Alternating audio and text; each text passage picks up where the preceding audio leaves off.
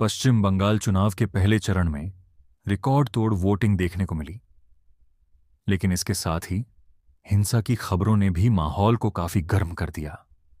दक्षिण मिदनापुर की कुमारगंज सीट से बीजेपी उम्मीदवार शुभेंदु सरकार पर हमला हुआ, उन्हें दौड़ा दौड़ा कर पीटा गया। वहीं आसनसोल साउथ में बीजेपी की उम्मीदवार अग्निमित्रा पॉल की कार पर भी हमला कर दिया गया। अब जरा सोचिए, अगर ऐसी घटनाएं देश के किसी और राज्य में होती तो अब तक लोकतंत्र खतरे में बताया जा चुका होता। लेकिन पश्चिम बंगाल की हिंसा पर जैसे एक अजीब सी खामोशी छाई हुई है। इसी बीच एक और दिलचस्प चीज देखने को मिल रही है। ममता बनर्जी को जिताने के लिए मुस्लिम वोटर्स बड़ी संख्या में घरों से बाहर निकल रहे हैं। आपको उनका वो बयान याद होगा,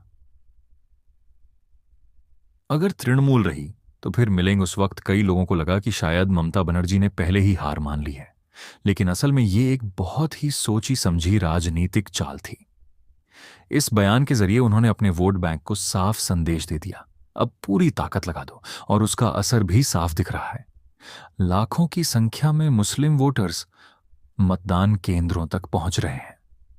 लेकिन कहानी यहां खत्म नहीं होती। जहां एक तरफ मुस्लिम वोटर्स टीएमसी के समर्थन में एकजुट दिख रहे हैं, वहीं दूसरी तरफ इस बार हिंदू वोटर्स भी बड़ी संख्या में बीजेपी की तरफ झुकते नजर आ रहे हैं।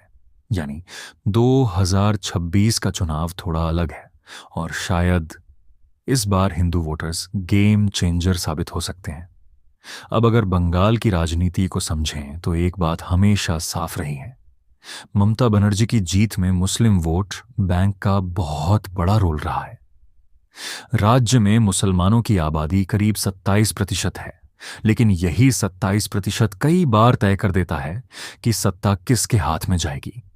वहीं 70% हिंदू वोट पूरी तरह से एकजुट नहीं हो पाता। 2021 के चुनाव को ही देख लीजिए, 44 मुस्लिम विधायक जीते थे, जिनमें से 43 टीएमसी के थे। यानी मुस्लिम वोट लगभग पूरी तरह से ममता बनर्जी के साथ खड़ा रहा। इस बार भी वही ट्रेंड दिख रहा है, लेकिन 2026 का चुनाव कुछ मायनों में अलग भी है। सबसे बड़ी बात, यह एसआईआर के बाद पहला चुनाव है। इस प्रक्रिया में करीब 91 लाख वोट हटाए गए, जिनमें डुप्लीकेट, विवादित और मृत वोटर्स शामिल थे। इसी वजह से देश के अलग अलग हिस्सों में रह रहे बंगाल के लोग भी बड़ी संख्या में वापस लौटकर वोट डालने पहुंचे हैं, ताकि उनका नाम लिस्ट से ना कट जाए। अब देखना दिलचस्प होगा, क्या इस बार भी वही पुराना समीकरण काम करेगा, या फिर बंगाल की राजनीति में कोई बड़ा उलटफेर देखने को मिलेगा।